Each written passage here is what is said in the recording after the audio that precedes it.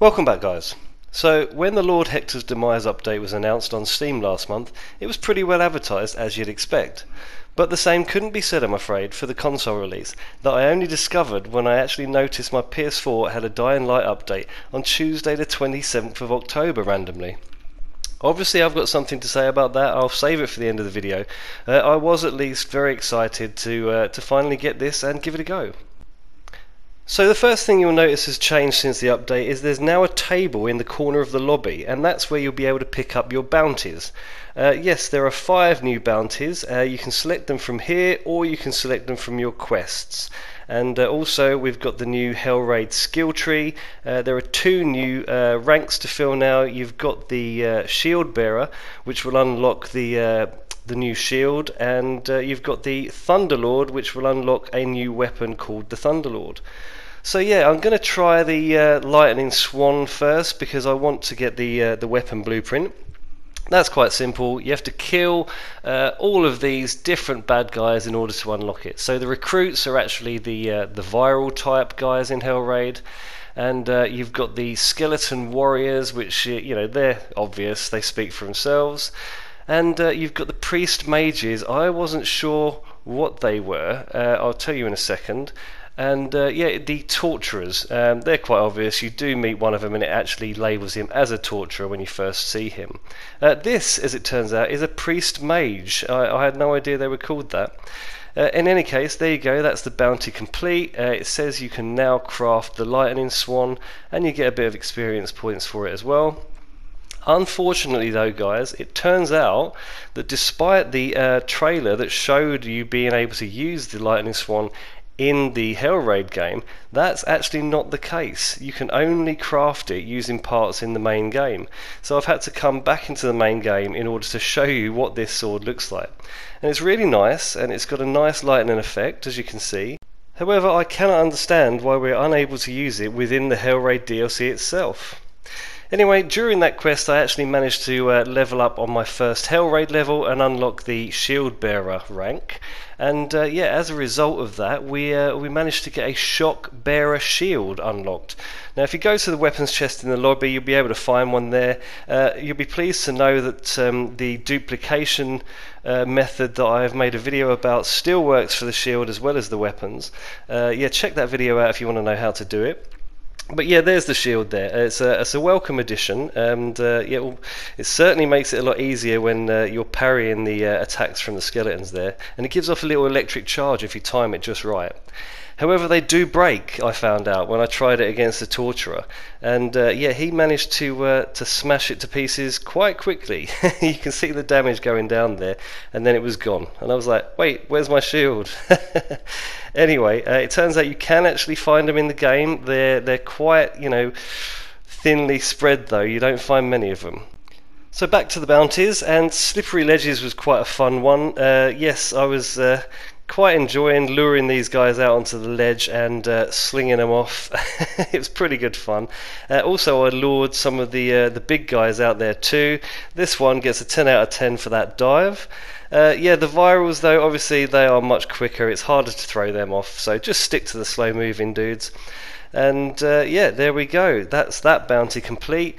I think you didn't really get much from that apart from a little bit of experience points. Yeah, there we go, 2,000 experience points. Didn't unlock anything other than that.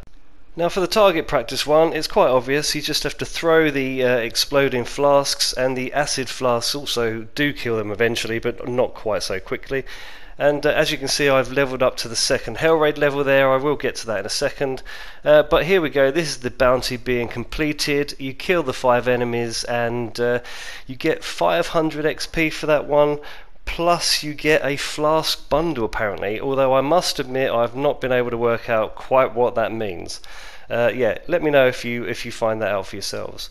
So anyway, so yes, I've unlocked the Thunderlord. Yes, go back to the lobby, and there it is now as a weapon you can select before you start the game. And the charged attacks are very impressive. There's a nice lightning effect, and yeah, sends the zombies flying. And if you literally just swing it without the charged attack though, it's still quite capable of smashing their skulls in. So it's a pretty good one. Now the revealer task is basically just the secrets that I had in my 6 secrets video. This was the first one, and you have to climb into that room from up there. However, the room used to, if you watched my 6 secrets video, used to look like this. There was a couple of big wooden doors there, and you could actually climb up onto the ledge and then make your way across the wooden beams. However, that's since changed with this update. If you go in there now, there is now a iron grate and an extra room beyond there that you can't get to, but I wonder if that's something they'll do something with in the future. So obviously, how do we get into the secret room now? Well, I figured you could climb on here and simply leap onto the wooden beam from that point. So that's quite good. For a moment I was like, oh my god, I can't get up the way I used to. But they've basically just moved things around. So I don't know why. Maybe, like as I said, there's going to be something beyond that iron gate in the future.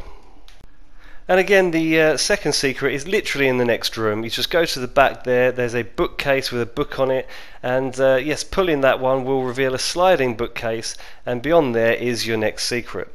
And yeah, so it's pretty much exactly the same formula as the 6 secrets I've shown in my earlier video.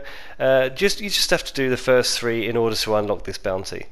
So yeah, up there on the balcony, you just climb up onto the ledge and shimmy along a bit, and then a final jump will get you there. This bounty will get you 2,000 Hellraid experience points. However, if you've already maxed out the skill tree, it's going to be irrelevant. I just did it because it's fun.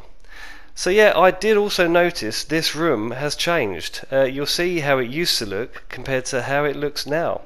So again, I'm not sure why they did that, if it's just aesthetic or whether there's going to be something happening in the future. And finally, I did the Worthy of Suitor bounty. I never know if I'm saying that right, by the way. So here you have to decapitate 10 enemies and cripple 20 enemies. The decapitations can only be done with the Suitor. If you try doing it with a sword, it just won't register. And but yeah, that's easy enough. For some reason, the crippling is a bit broken though. You can't really chop off the legs for some reason, but if you just bash them anywhere on the body, it seems to count as crippling. So the reward for this one was 1,000 experience points and a Suitor, which I don't understand because you need a Suitor to do it in the first place, so why would you need another one? And the 1,000 experience points are pretty pointless as well if you've already maxed out the skill tree. But in any case, you know, it's still quite fun.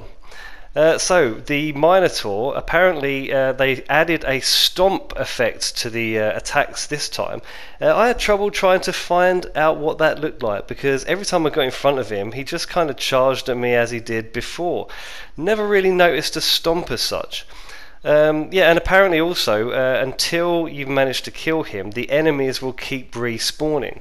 However, I did discover that provided you keep at least one of the skeletons or one of the other enemies alive, they won't respawn. I think it's only if you've literally killed all of them and the Minotaur is the last one standing that then you'll get another wave of bad guys.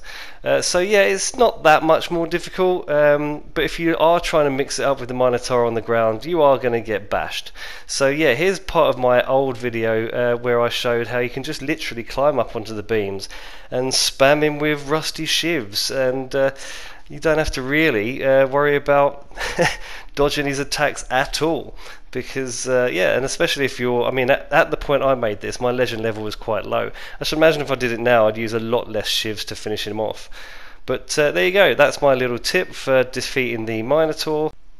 And I suppose it's time for me to talk about the releasing and advertising of the console version. Yes, I was a bit disappointed that the console version slipped in through the back door, if you like, as a silent update.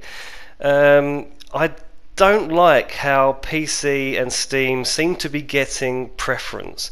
Now, that may not be Techland's intention, but it is making console users feel alienated. I would much rather they waited until they had the licensing or whatever it is that's causing this available for every platform before they released it, because they are really in danger here of making us feel like we are becoming second class players to people who've got PCs. And yeah, if you don't want that to be the way we feel about this, Techland, please address it by making sure that it can only be available on all platforms and the release dates are all the same. Because yeah, this isn't very good. I think it looks bad. I don't want to be constantly bashing Techland over this, but it seems to be happening more and more when it comes to support for console users over PC users. And I love this game, as you know, people who watch my videos know, I'm a big fan. So you know, please sort this out, Techland. I don't want to have to keep pointing out the downfall here of what's going on. So anyway, back to the game. It's a really good little update. You know, I'm glad that we got it eventually. It's a shame, as I said, it came late. However, you should give it a go. It's a nice little fun update that will keep you coming back for some more. So if you like this video, please don't forget to like and subscribe, and I'll see you on the next one. Cheers.